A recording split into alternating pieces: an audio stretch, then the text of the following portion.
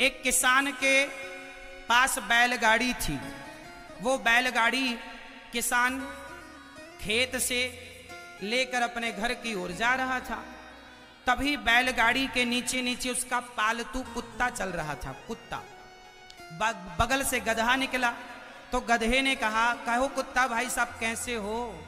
कुत्ता बोला, इस समय ठीक हूं पर जिम्मेदारी ज्यादा है। जिम्मेदारी ज्यादा है। गधे ने कहा, कुत्ते से क्या जिम्मेदारी है? बोले, मालिक ने ये गाड़ी मेरे कंधों में रख दी है। गधा बोला, गाड़ी तुम्हारे कंधे पर नहीं है, ये तो बैलों के कंधे पर है। कुत्ता बोला, कर दी ना गधों वाली बात। अरे ये बैल हमारे बॉडीगार्ड हैं, ये गाड़ी हम चला रहे, ये गाड़ी हम चला रहे हैं, ये बैल हमारे बॉडीगार्ड हैं। तो गधे ने कहा, यदि गाड़ी तुम चला रहे हो तो रुको, स्टॉप। कुत्ता रुका तो अकस्मात गाड़ी भी रुक गई। गधा बोला, चलो, तो संयोगवश गाड़ी भी चल पड़ी। अब कुत्ते को लगा गाड़ी हम ही चला रहे हैं, जबकि गाड़ी चला कौन रहा था? जोर से गाड़ी कुत्ता चला रहा था कि बैल? एक ऑप्शन आप बताइए, एक चुनिए दो में से। गाड़ी कौन चला रहा था? जोर से। गाड़ी तो बैल चला रहे थे, पर कुत्ता छाती पीट रहा था, मैं चला रहा हूं, मैं चला रहा। बस यही है, कुछ लोग इसी कुत्ते की तरह छाती पीटते रहते हैं, मैं कर रहा हूं, ये मैंने किया, ये मैंने किया। अरे सबकी गाड़ियां भगवान चलाते हैं, हम उस कुत्ते की तरह झूठी छाती पीटते रहते हैं, हमने किया, हमने किया, हमने ये किया, हमने वो किया। हमारी हालत उस कुत्ते की तरह है। बाकी गाड़ियां सबकी कौन चला रहे हैं? सबकी गाड़ी कौन चला रहा है? जोर से। सबकी गाड़ी कौन? आपकी गाड़ी कौन? सबकी गाड़ी भगवान चला रहे हैं। हमारी हालत किसकी तरह है?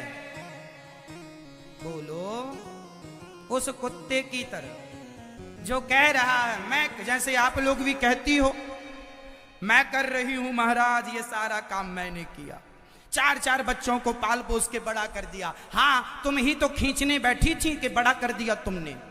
माताएं क्या बोलती हैं बुढ़ापे में? 4 बच्चों को पाल पोस के हमने बड़ा कर दिया। तुमने बड़ा कर दिया तो तुमने खींच खींच के बड़ा कर दिया। इतना झूठ क्यों बोलती हो मैया? तुमने बड़ा कैसे कर दिया? तुमने अपना कर्तव्य पूरा किया है। इसलिए सबकी गाड़ियां कौन चला रहे हैं? हम केवल घमंड कर रहे हैं उस कुत्ते की तरह, झूठा अभिमान कर रहे हैं उस कुत्ते की तरह।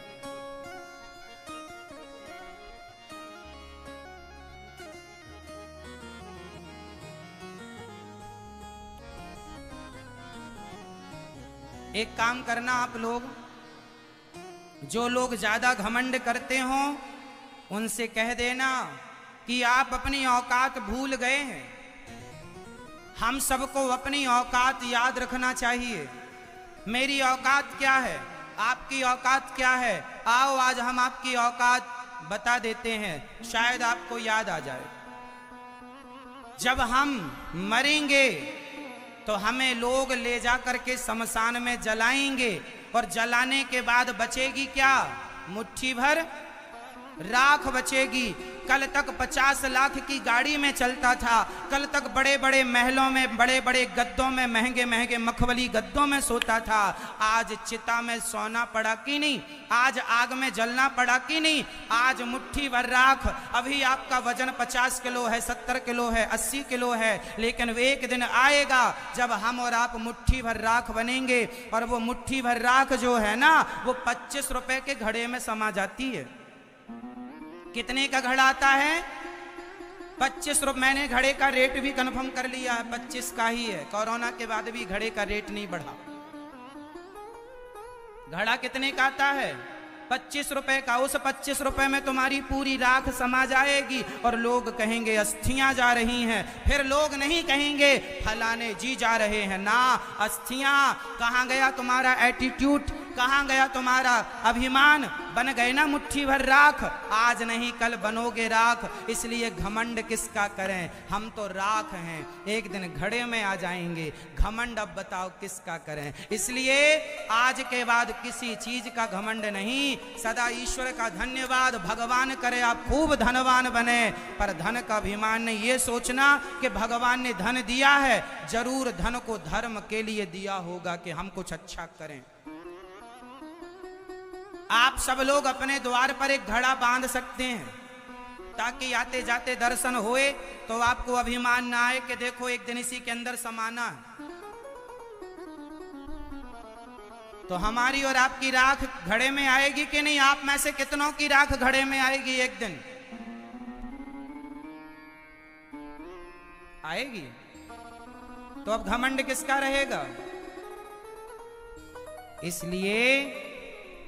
इसलिए केवल भगवान का शुक्रिया अदा करना है, केवल थैंक यू, केवल धन्यवाद। हम तेरा दिया खाएं, तेरा ही गुण गाएं, हम तेरा दिया खाएं, तेरा ही गुण गाएं, जीवन दिया जो उसका भी शुक्रिया करते हैं कान्हा, तेरा हर पल शुक्रिया।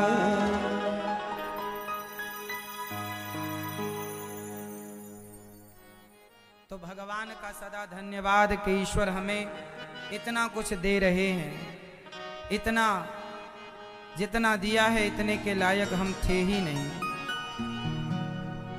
प्रिय भक्तों, भरत जी महाराज का मन एक मृग में लग जाने से उनकी मृग की योनि उन्हें मिली, पर मृग का शरीर छोड़कर उन्होंने भगवान की कृपा से मनुष्य का तन पाया और अब की बार खूब भजन करते हैं। भरत जी ने राजा रहुगण को उपदेश देकर उनके अज्ञान का हरण किया था। इस धरती का सबसे बड़ा ज्ञान यही है, ये एक समझ में आ जाए कि सब भगवान का है, यही ज्ञान है, और ये जान लो कि ये मेरा है, यही अज्ञान है। ज्ञान और अज्ञान बस इतना ही फर्क है। भरत जी जैसे परम ज्ञानी ने राजा रहुगण को उपदेश दिया। एक सिंधु सौवीर देश का राजा रहुगण था, पालकी पर चढ़ के जा रहा था। भरत जी को कहार बना के लगा लिया, चींटी ना दब जाए, भरत जी उछल कूद करके चले। तो राजा रहुगण बोला, आज मैं तुझे मृत्यु दंड दूंगा। तब भरत जी ने दिव्य ज्ञान देते हुए कहा, राजन आप मृत्यु दंड किसे देंगे, शरीर को या फिर आत्मा को? सावधान हो जाइए, सावधान हो जाइएगा, बहुत ध्यान से सुनिएगा। शरीर और आत्मा ये दो सब्जेक्ट अलग अलग हैं। आपसे मेरा सवाल, आप क्या हैं? आप शरीर हैं या आप आत्मा हैं? आप कौन हैं?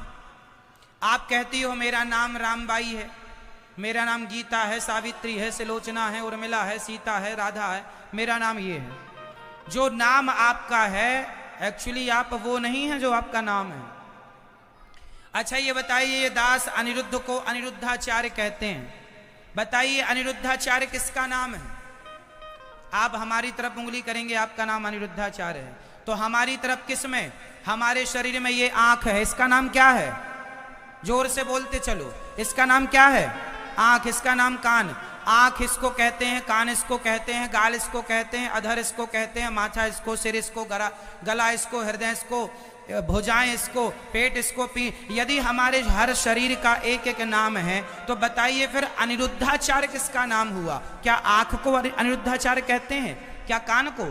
क्या पेट को? क्या पीठ को? किसका नाम अनिरुद्धाचार्य है? किसका नाम अनिरुद्धाचार्य? आत्मा का? आत्मा का कोई नाम नहीं होता, ना तो आत्मा का नाम अनिरुद्धाचार्य है, ना शरीर का नाम अनिरुद्धाचार्य है। यह नाम केवल वस्तु विशेष की पहचान के लिए एक नाम दे दिया गया है ना। हम लोग पढ़ते हैं ना ये चीजें कि किसी व्यक्ति वस्तु की पहचान के लिए उसे एक नाम दिया जाता है ना। आपने नाम, अब जैसे हम लोगों ने नाम दे दिया केला, एक फल का नाम है केला। अमेरिका में विदेशी जहां इंग्लिश देश है उसे नाम दिया गया बनाना, हम उसे केला कहते हैं, उसी को वो लोग बनाना कहते हैं। चाइना में शायद कोई और चाइनीज भाषा में कुछ और नाम बोलते हो, तमिल में शायद कुछ और बोलते हो, मलयालम में कुछ और। क्यों जी, वस्तु एक ही है, अब उसे आप केला कहते हैं, उसी को आप बनाना कहते हैं। अब बताइए कि वो केला है कि बनाना है? जोर से, क्या है वो?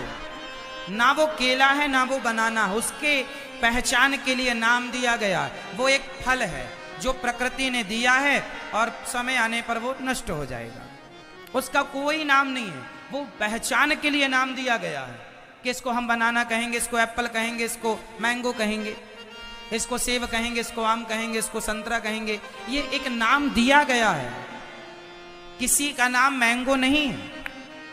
आपका नाम सावित्री है तो आप सावित्री नहीं है, नाम आपकी पहचान के लिए दे दिया गया। आधार कार्ड में कुछ तो डलवाना ही था तो दे दिया, नाम डाल दो, सावित्री डाल दो, चलो। मैं कौन हूं?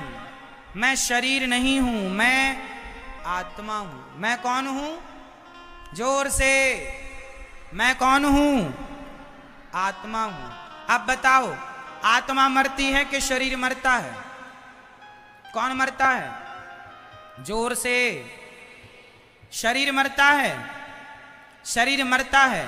जब आदमी मर जाता है तो कौन मरता है? आत्मा की शरीर? सच्ची बताएं, वैसे मरता तो कोई नहीं, कोई नहीं मरता। अच्छा ये बताओ, हमारा शरीर कितनी चीजों से मिलकर बना है?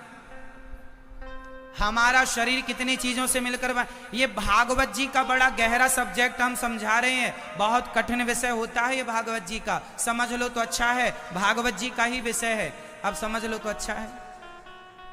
ये बात जो हम कह रहे हैं भागवत जी के अंदर की बात, बहुत गहरी बात है, समझ में कम आती है, इसलिए हम जल्दी से कह के आगे बढ़ेंगे कथा में, ताकि आपको ये समझा पाए। ये भी समझना जरूरी है, वैसे है कठिन पर समझ में आ गया, बहुत सारी गुत्थियां सुलझ जाती हैं जीवन में। सुनो, कोशिश करो, हम समझाएंगे, आप समझना। हमारा जो शरीर है कितनी चीजों से मिलकर बना है? जोर से आप बताओ, कितनी चीजों से? कौन कौन? पांचों के नाम बताओ, आप बताओ। नहीं, आपसे पूछे नहीं था, इनसे पूछ रहे हैं। आप बैठे बैठे बताओ, खड़े ना हो, बोलो। 5 चीजों कौन कौन सी? पृथ्वी, चलो बोलो मेरे संग। शरीर में जो 5 तत्व हैं वो कौन कौन से? पृथ्वी, बोलो। पृथ्वी, जल, वायु, अग्नि, आकाश। ये 5 तत्वों से हमारे शरीर का निर्माण हुआ है। और जब हमें लोग चिता पर जलाते हैं तो हमारे 5 तत्व 5 में मिल जाते हैं। अग्नि तत्व अग्नि में, जल तत्व जल में, वायु तत्व वायु में, पृथ्वी तत्व पृथ्वी, आकाश तत्व आकाश। आकाश तत्व क्या है? शरीर में जो खाली स्थान होता है ना, जहां भी, जैसे मुंह खोला तो अंदर बीच में जो स्पेस था वो आकाश। पेट में हमारे स्पेस जहां जहां है वो आकाश तत्व माना गया। आपके पेट में अग्नि है जिससे भोजन पचता है, जिसे जठराग्नि कहते हैं। जल तत्व तो है ही, जल तो पीते ही हैं आप लोग। वायु, पृथ्वी तत्व ये माटी है, ये माटी राख बचती है ना, अंत में वो माटी तत्व बच जाता है ना। तो आकाश तत्व, अग्नि तत्व, जल तत्व, और क्या तत्व बचा? सारे हो गए, पृथ्वी जल वायु अग्नि आकाश, है ना। अग्नि भी हो गई, जल भी हो गया, पृथ्वी, चलो सब हो गए। 5 तत्व 5 में मिल जाते हैं और हमारी आत्मा चली जाती है निकल कर। अच्छा ये बताओ, हमने जो पाप किए हैं, जो पुण्य किए हैं, वो कौन भोगता है? शरीर या आत्मा? आपने जो सास का गला दबाया था उसका पाप कौन भोगेगा? और जो चरण दबा के पुण्य कमाए हैं वो पुण्य कौन भोगेगा? बताइए, पाप और पुण्य कौन भोगता है? उत्तर फटाफट देना है आपको, समय कम है। बताइए मैया, बात हो जाए तो बोल दो, सुन ले कथा थोड़ी बहुत। मैया, ओ मेरी माँ, हो गई पंचायत? सुनो, ये बताओ कि पाप पुण्य कौन भोगता है? हमारा पाप कौन भोगेगा? हम तो यहीं जल के राख हो गए, फिर भोगेगा कौन?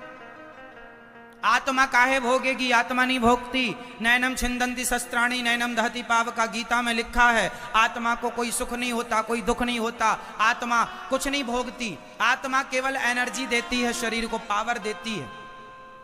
आत्मा नहीं भोगती, शरीर नहीं भोगता। अब बताओ किसने भोगा आपका पाप और पुण्य? कौन भोगेगा आपका पाप? नरक कौन जाता है?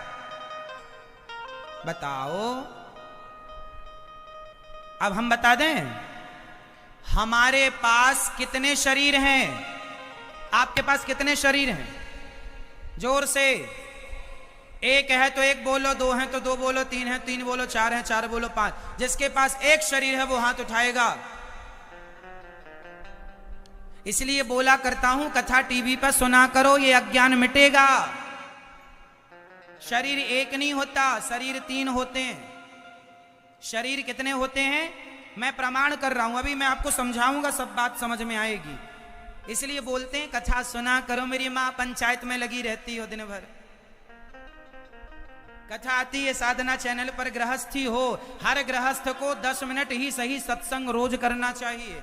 अज्ञान मिटेगा। अज्ञान मिटेगा तो दुख जाएगा, वरना सारी जिंदगी रोते रोते मर जाओगे। सारी जिंदगी भगवान के नाम पर रोगे, हे भगवान तुमने बड़ा दुख दिया। भगवान कहते हैं कथा क्यों नहीं सुनते? कथा से ही दुख दूर होता है। राजा परीक्षित ने कथा सुनी, उनका दुख दूर हो गया। हनुमान जी के सत्संग को विभीषण ने लंका में जरा सी देर कर लिया, सत्संग करने से दुख चला गया कि नहीं? उनका गया, तुम्हारा भी जाएगा। अब करो तो चलो। शरीर कितने होते हैं हमारे पास? जोर से। कौन कौन? पहला स्थूल। इस शरीर को क्या बोलते हैं? बोलते चलो, स्थूल। दूसरा शरीर है सूक्ष्म। सूक्ष्म शरीर। आप में से किस किस ने सपना देखा है रात को? सपना किस किस ने देखा है? कभी ना कभी किसी ना किसी रात में सपना तो देखा होगा। देखा है ना? सपना देखा है। जब आप सपना देखते हैं तो आप तो अपने बिस्तर पे घर पे सोए थे, कुंडी लगा के सोए थे, घर का दरवाजा लॉक करके सोए थे। फिर सपने में आप हरिद्वार पहुंच गए, सपने में आप फलानी जगह चले गए। तो सपने में जो चला गया वो कौन था? वो आप ही तो गए। और आप सवेरे याद भी है आपको कि आज मैंने सपना देखा। तो जो सपने में आप हरिद्वार गए, वृंदावन गए, इत्यादि गए, वो कौन गया? कौन गया? जोर से बोलो। वो हमारा सूक्ष्म शरीर था। जो स्वप्न का दृष्टा है वो कौन है? सूक्ष्म शरीर। एक शरीर बिस्तर पर पड़ा होता है और एक शरीर सपने को देख रहा होता है। ये दो शरीर हो गए। अब तीसरा शरीर। तीसरा शरीर होता है, आप सब बैठे रहिए, केवल कथा सुनिए, इन सबको बिठा लो। अभी कथा सुन लो, फिर पूजा कर लेना आराम से। अभी बैठ जाइए, फिर कर लेना पूजा। तो हमारा जो शरीर है, पहला स्थूल शरीर, दूसरा सूक्ष्म शरीर, तीसरा कारण शरीर। कारण शरीर, जिस कारण से हमें मनुष्य का शरीर मिला। जैसे हमें पुरुष बनाया विधाता ने, आपको स्त्री बनाया। तो किस कारण से आपको पुरुष बनाया और किस कारण से आपको स्त्री बनाया? किस कारण से आप लंगड़ा हो गए? किस कारण से आप अंधे हो गए? किस कारण से आप बहरे हो गए? किस कारण से आपके जीवन में ये संकट आया? जिस कारण से संकट आता है वो एक कारण होता है। हर चीज का एक कारण होता है ना। किसी ना किसी कारण से तो आपको स्त्री बनाया, हमें पुरुष बना दिया ईश्वर ने। पुरुष ही क्यों बनाया? स्त्री बना देते। आपको पुरुष बना देते, स्त्री क्यों बनाया? तो कारण, जिस कारण से आपने ये मानव का तन पाया वो है कारण शरीर। उसे क्या बोलते हैं? कारण शरीर। तो कारण शरीर तो चिता में जल के नष्ट हो जाता है, इसलिए हम कारण शरीर को यहीं छोड़ते हैं। अब दो शरीरों की बात करते हैं। पहला शरीर है स्थूल शरीर, दूसरा शरीर है सूक्ष्म शरीर। हमारा शरीर जब मरता है तो बताइए चिता में कौन सा शरीर जलता है? स्थूल के सूक्ष्म? मैया जी, ओ मेरी माँ, सुन लो मेरी माँ, बताओ चिता में जो शरीर जला था वो कौन शरीर था? जोर से मैया बोलो। अंतिम संस्कार हो, पर प्रोसेस है, होना चाहिए। आप किडनी दान कर दो, आंखें दान कर दो, सब दान कर दो, पर फिर भी आपका अंतिम संस्कार नहीं होगा तो वो किस आधार पर 13 दिन गिने जाएंगे? क्योंकि 13 दिन गिनने के आधार तो हो कुछ। तो आप पूरी बॉडी दान भले कर दें, पर कुछ ना कुछ आपका अंतिम संस्कार होना चाहिए। जो लोग कहते हैं कि हम अपनी पूरी बॉडी दान कर रहे हैं, कर दो, किडनी दान कर दो, खून दान कर दो, सब दान कर दो, पर फिर भी कुछ ना कुछ अंतिम संस्कार होगा, तब माना जाएगा कि आपका 13वां दिन ये आएगा। उसी हिसाब से फिर आपके बच्चे पिंडदान करेंगे, उसी हिसाब से श्राद्ध होगा। जिस तिथि को अंतिम संस्कार होता है, उसी तिथि को पिंडदान होता है। गया श्राद्ध उसी तिथि को मान्य होगा। इसलिए तारीख मान्य नहीं होती हमारे यहाँ, तिथि मान्य होती है। प्रतिपदा, द्वितीया, तृतीया, चतुर्थी, पंची, षष्ठी, सप्तमी, अष्टमी जो भी तिथि है वो मान्य होती है कि फलाने व्यक्ति किस तिथि को मरे, किस तिथि को उनका अंतिम संस्कार हुआ। तो तिथि मान्य होगी, ना कि तारीख। तो ये बातें आपको समझना चाहिए और बच्चों को समझाना चाहिए। बहुत गूढ़ बातें हैं। अच्छा, 13 दिन बाद ही 13 क्यों होती है? क्योंकि यहां से यमपुरी जाने में यमदूतों को, जीवात्मा को, उस सूक्ष्म शरीर को 13 दिन लगे। 12 दिन लगते, एक दिन एक्स्ट्रा। 13 दिन बाद हिसाब होता है। जब 13 ब्राह्मण भोजन करते हैं, सारा गांव भोजन करता है, कुत्ते खा लेते हैं, पक्षी खा लेते हैं, तो जो खिलाया, जैसे आपने अपने बाप दादों का 13वां किया, तो आपके बाप दादों के नाम के 13 ब्राह्मण खाए, पूरा समाज खाया, गांव खाए, कुत्ते खाए, बिल्ली खाई, कौआ खाया, सब ना खाए, सबका खाया हुआ यमराज जी वहां जोड़ते हैं कि जो आपने अपने हाथ से पुण्य किया है वो भी जुड़ेगा, और जो 13 में आपने पुण्य किया अपने पिता के नाम का, वो भी पिता के खाते में जाएगा। इसलिए 13वीं इत्यादि पिता की, माँ की अच्छे से करनी चाहिए।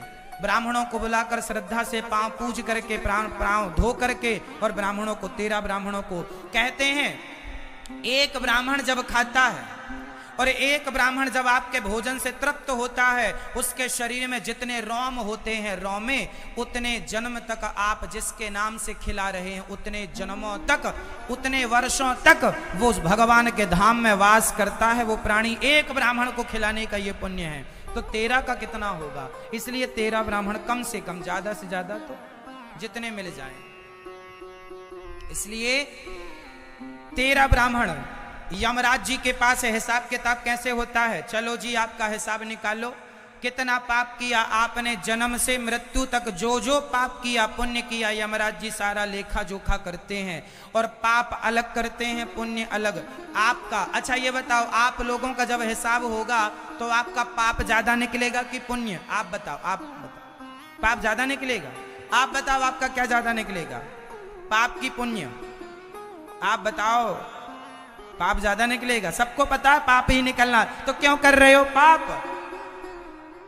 मैं आपका क्या निकलेगा ज्यादा, पाप की पुण्य? पाप ही निकलेगा, सबको कंफर्म है पाप ही निकलेगा। फिर भी नहीं छोड़ रहे हैं पाप, फिर भी किए जा रहे हैं। तो यमराज जी के यहां जब हिसाब होता है तो वहां पाप ही, कुछ लोगों के पाप ज्यादा निकलते हैं, कुछ लोगों का पुण्य ज्यादा निकलता है। कि माना कि किसी का 5 किलो पाप निकला और 100 ग्राम पुण्य निकला, तो 5 किलो पाप के कारण आपको भगवान 84 का चक्कर देते हैं। जाओ 84 लाख योनियां। ये जो कुत्ता, बिल्ली इत्यादि, चमगादड़ इत्यादि, नाली का कीड़ा जो है, ये कौन लोग हैं? आप गलत काम करते हैं। जैसे इस जन्म में आपने किसी को बहुत सताया, तो अगले जन्म में आपको नाली का कीड़ा बनना पड़ेगा, चमगादड़ बनना पड़ेगा। आपके किए पापों को भोगना भी तो पड़ेगा।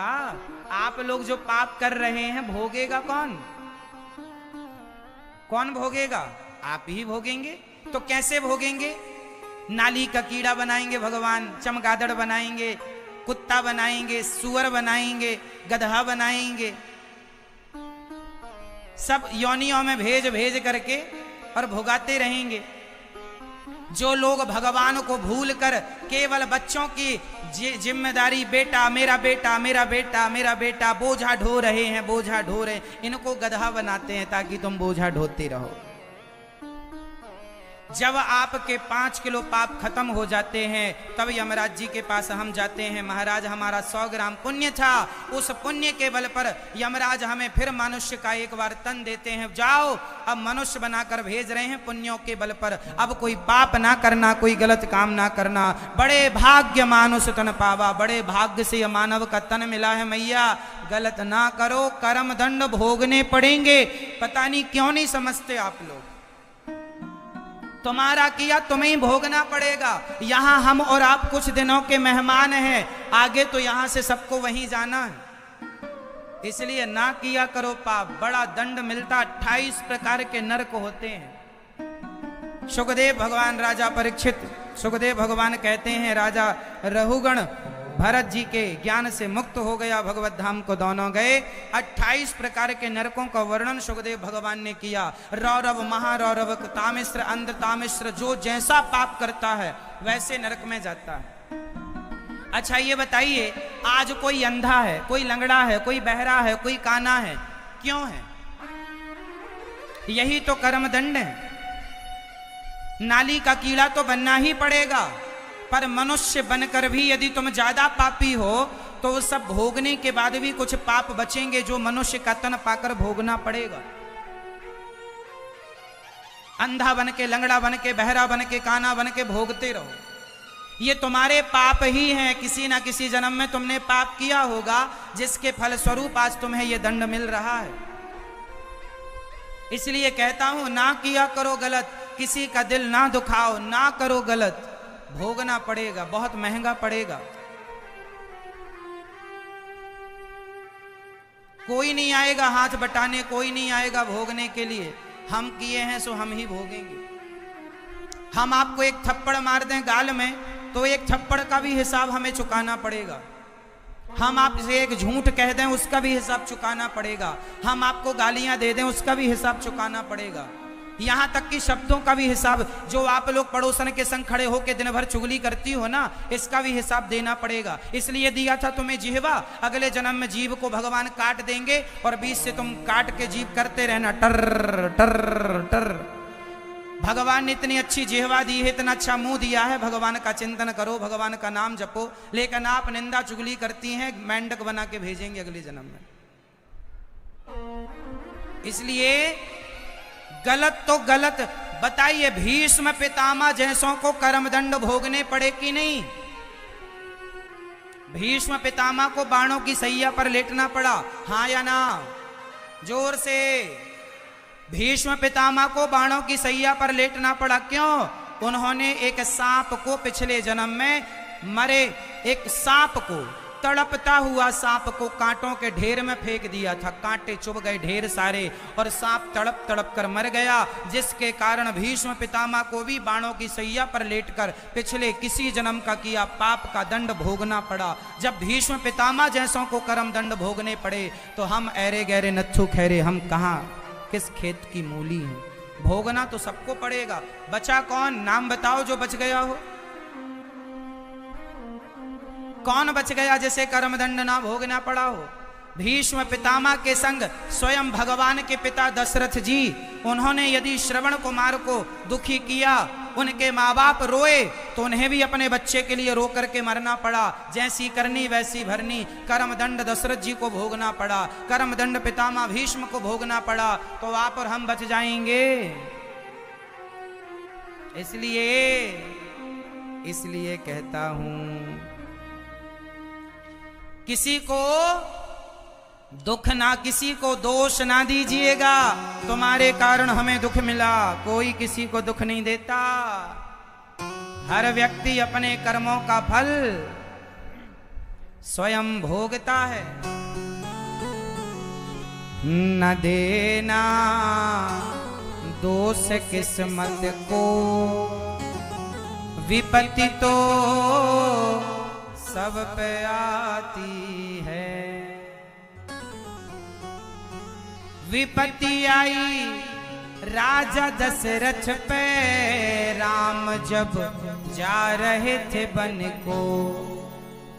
विपत्ति आई राजा दशरथ पे राम जब जा रहे थे बन को, न देना दोष कैकेयी को, विपत्ति तो सब पे आती है, ना देना।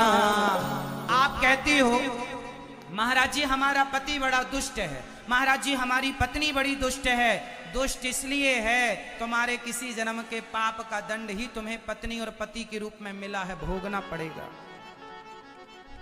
कहो मैया जैसा है तुम्हारा है, अब पाप होगा किसी जन्म का, तो बड़ा दुष्ट पति मिला है। बेटा बड़ा दुष्ट है, ये बेटा नहीं है, तुम्हारा पाप ही बेटा बन के पैदा हुआ है।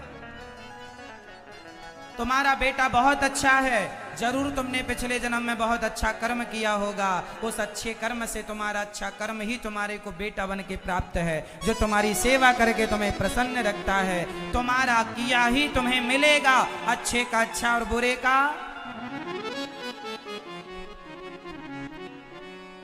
विपत्ति आई अंधा अंधी पे, लाल श्रवण सपाया था।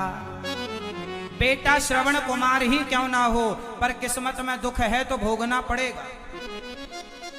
विपत्ति आई अंधा अंधी पे, लाल श्रवण सपाया था, न देना दोष दशरथ को, विपत्ति तो सब पे आती है, न देना दोष किस्मत। आप कहती हो ना हमारी तो किस्मत ही फूटी है, कोई की किस्मत फूटी वूटी नहीं होती। तुमने पाप किए हैं, हंसते हंसते भोग लो, खुश रह के भोगो, रोया ना करो।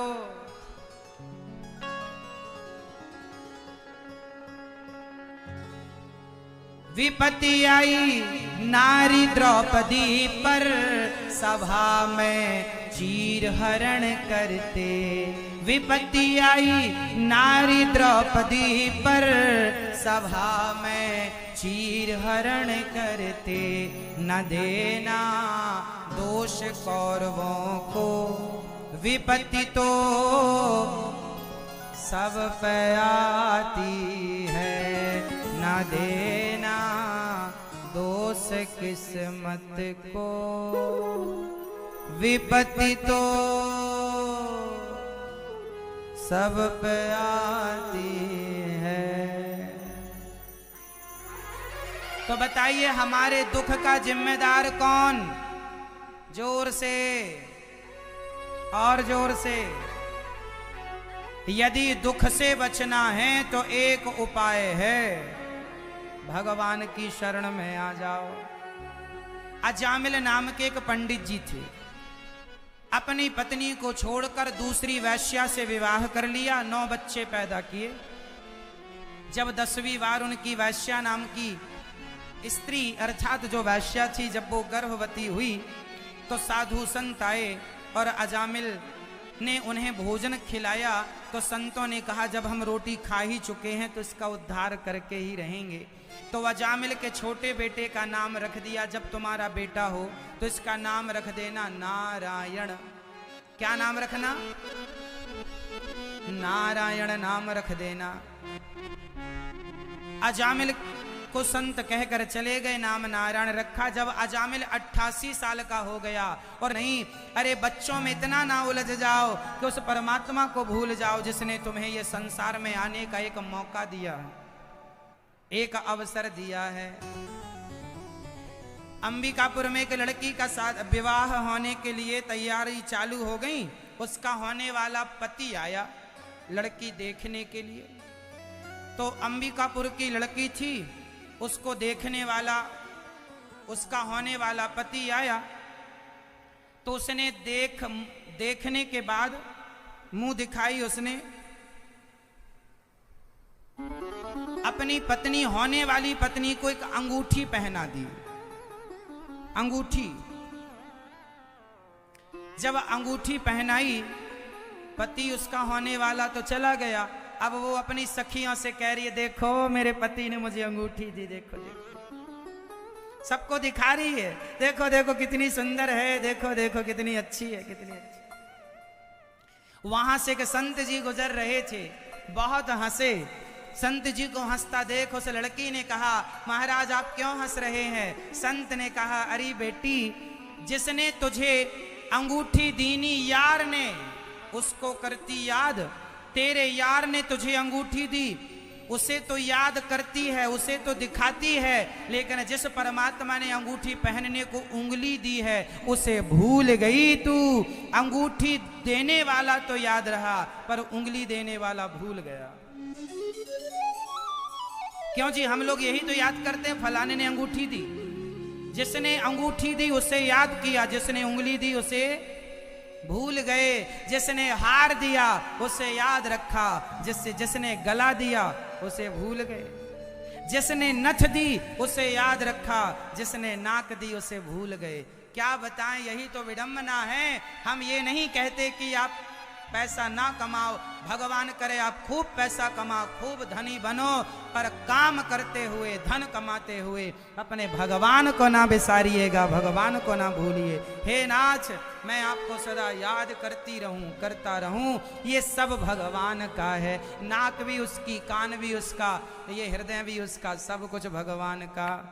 तुम्हें सौंपते हैं अमानत तुम्हारी, कृपा की न होती जो आदत तुम्हारी। गरीबों के दिल में जगह तुम न पाते, तो किस दिल में होती हिफाजत तुम्हारी। कृपा की न होती जो आदत तुम्हारी। इसलिए हम कहते हैं कि जगत से रिश्ता ना रखो, जगन्नाथ से रिश्ता रखो। क्या रखा है ऐसी रिश्तेदारी में? जगत की रिश्तेदारी के चक्कर में आप पड़ जाते हैं। हम तो कहते हैं भगवान से रिश्ता रख लो।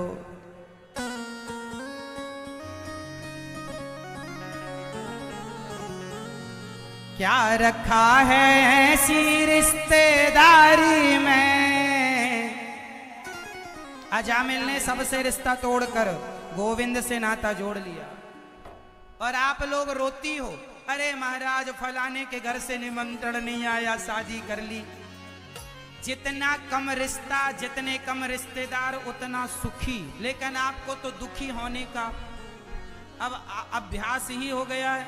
इसलिए कहते हैं कम संबंधी बनाओ, कम रिश्तेदार बनाओ, कम लोगों से संबंध जोड़ो, और ज्यादा से ज्यादा भगवान से। क्या रखा है ऐसी रिश्तेदारी में? क्या रखा है ऐसी रिश्तेदारी में? क्या रखा है ऐसी रिश्तेदारी में?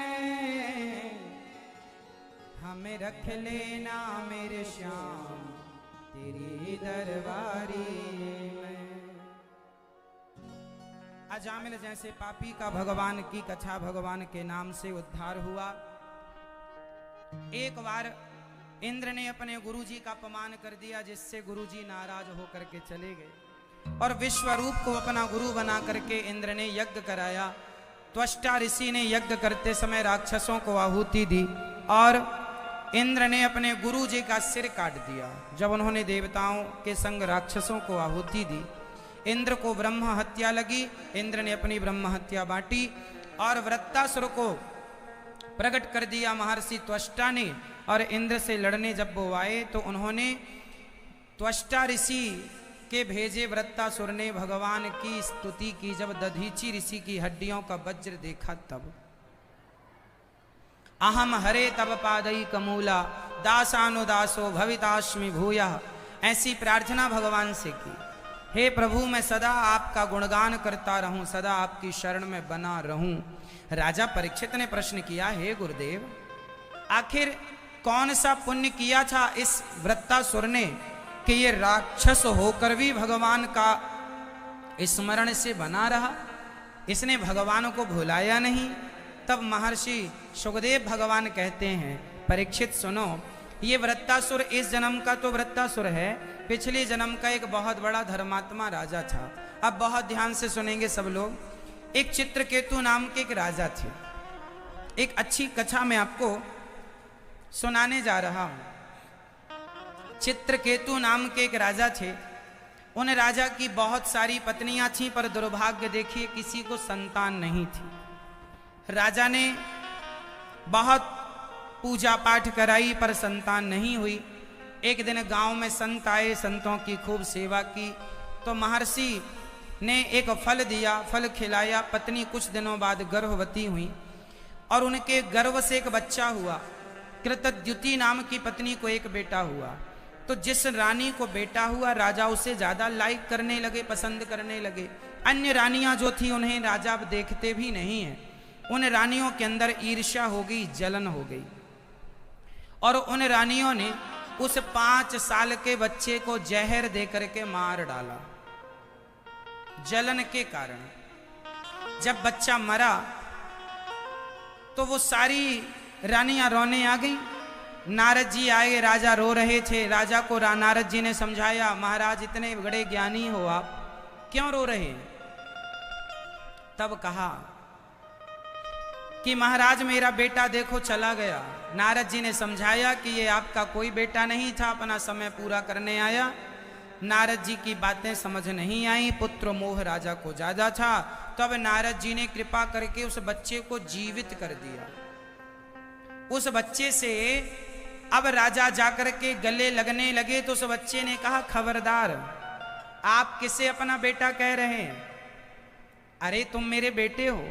उस बच्चे ने कहा, पिताजी कितनी बार मेरा जन्म हुआ, कितनी बार आपका जन्म हुआ, हम किस जन्म के रिश्ते को लेकर चलें?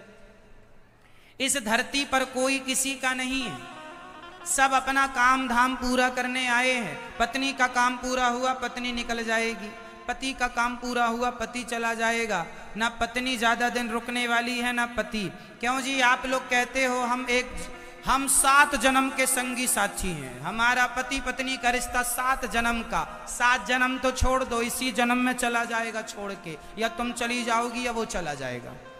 जो गाना गाती हो ना, 7 जन्म का साथ है हमारा तुम्हारा, एक ही जन्म का नहीं है। ठीक ठीक से ये तो दिल को तसल्ली देने के लिए लोग कह देते हैं 7 जन्म का है।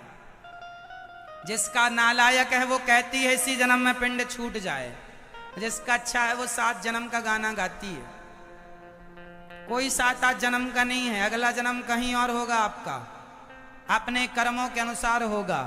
जरूरी नहीं है कि जो पति आज है वो अगले जन्म में भी आपको मिले, कोई और मिल सकता है।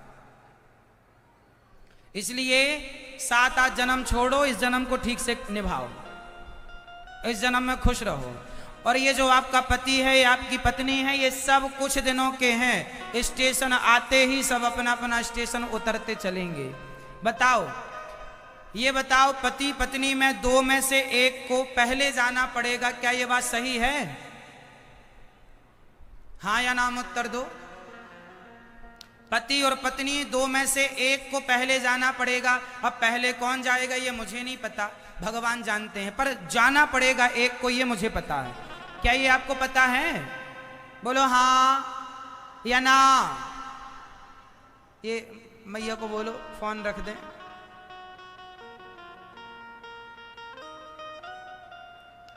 तो हमें एक दिन जाना पड़ेगा।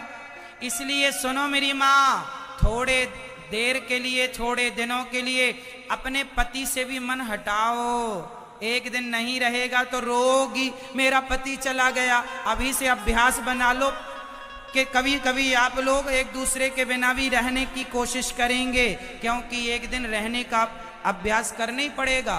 कोई तुम्हारे संग चिता में ना जलने चला जाएगा, ना पत्नी जाने वाली, ना पति जाने वाला। इसलिए रहना तो है ही है। तो अभी से अभ्यास शुरू करो। बहुत ले लिया संग में, अब बुढ़ापा आ गया, अब तो थोड़ा मन हटाओ अपना अपना, पर भगवान में लगाओ। भगवान के संगी साथी उन्हें बनाओ। इतना भी प्रेम ना कर लो कि दुनिया के लिए रोना पड़े। तुम्हारा यही प्यार तुम्हें रुलाएगा। पत्नी मर जाएगी तो रोगे, पत्नी मर गई। क्या तुम्हें पता नहीं था कि एक दिन मर ही जाएगी?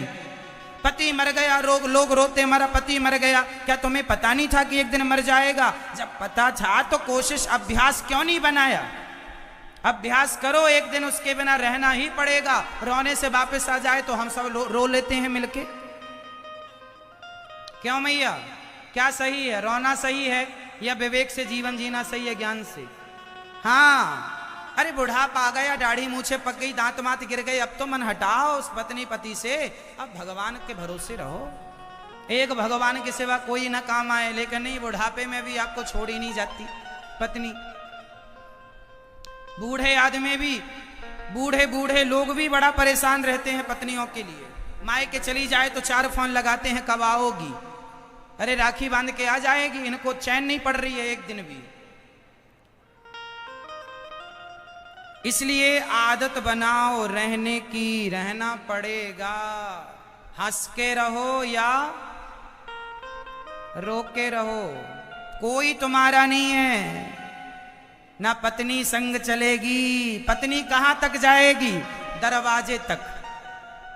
रिश्तेदार कहां तक जाते हैं? शमशान तक। शरीर कहां तक जाता है? चिता तक। आगे की यात्रा अकेले जाओ। जो आप कहती थी, अरे कथा में तो आ जाते महाराज, पर कोई संग नहीं मिला। अच्छा, कथा में आने के लिए संग चाहिए। मरोगी तो किसके संग मरोगी? तब तो अकेली मरोगी। इसलिए ज्यादा संग वंग के चक्कर में ना अकेला चलना सीखो। आखिरी यात्रा अकेली करनी है, संगी साथी ज्यादा दिन के नहीं है। हाँ, कबीरदास जी महाराज कहते हैं, कबीरदास जी महाराज कहते हैं, कोयलिया बोली रे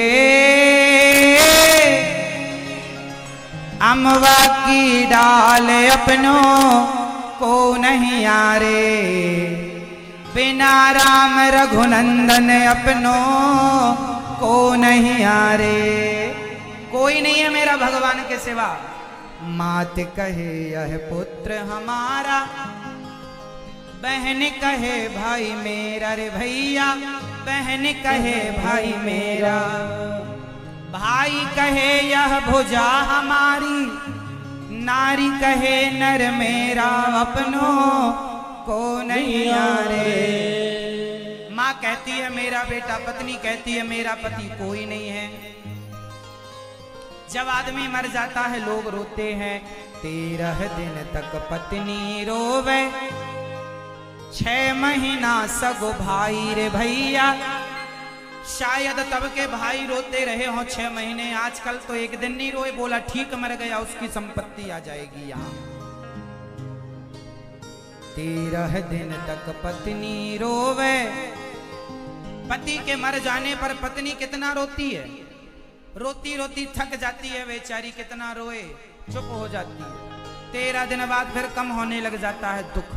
अच्छा, पत्नियां तो 13 दिन रोती हैं, पर पुरुष लोग पत्नियों के मरने पर कितना रोते हैं? कितना रोएंगे आपके पति आपके मरने पर? चिता की आग ठंडी नहीं होती पत्नियों की, और पुरुषों का दूसरे विवाह की चर्चाएं चालू हो जाती हैं। अब तो उसका वहां पर हो जाएगा विवाह। तुम व्यर्थ ही कहती रही, तुम्हें बड़ा प्यार करते हैं। तुम्हारा पति तुमसे कहता है बहुत प्यार करते हैं, तुम्हारे बिना रह ना पाएंगे। तुम मर जाओगी तो दूसरे से भी यही कहेगा बहुत प्यार करते हैं तुमसे। पता ही नहीं चल रहा है कि आदमी प्यार करता किससे है। कोई किसी से प्यार व्यार नहीं करता, सब अपना स्वार्थ सिद्ध कर रहे हैं बस। 13 दिन तक पत्नी रोवे, 6 महीना सगो भाई रे भैया, 6 महीना सगो भाई। जन्म जन्म तक माता रोवे, जन्म जन्म तक माता रोवे।